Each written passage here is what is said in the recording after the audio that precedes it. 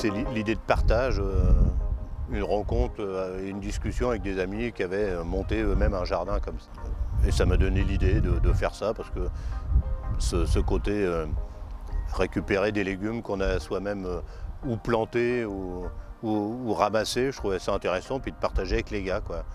Je pense que ça fonctionne plutôt pas mal, les gens sont assez contents. Moi je le suis carrément, et je mange des tomates tous les jours. Parce qu'ils avaient également fait un jardin pour un ami. Donc voilà, c'est comme ça que j'ai connu un peu le système de permaculture et puis de créer un jardin qui m'a donné envie de créer un jardin chez moi, quoi.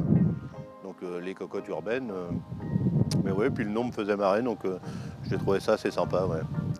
C'est une image positive parce que je pense que c'est dans l'air du temps et que ça va se développer vraiment, quoi.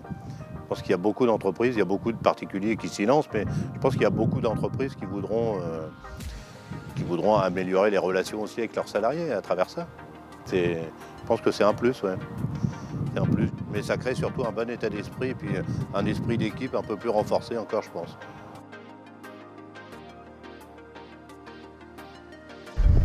Les cocottes, c'est une belle histoire d'amour avec la permaculture, le jardin et la ville pour que tout l'ensemble soit réuni. Et pour ça, on a mis en place des services de conception, de réalisation et d'entretien des espaces potagers.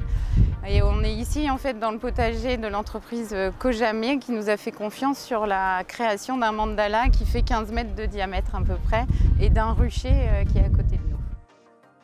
Le jardin mandala, c'est un jardin plutôt spirituel qui est destiné à l'apaisement, qui est lié au cycle du soleil et de la lune. C'est un jardin symbolique. Le fait de l'installer en entreprise, c'est vraiment la volonté de créer un lieu qui soit atypique, qui soit formellement différent du monde de l'entreprise, du dessin en fait, du bâtiment qui est cubiste, etc.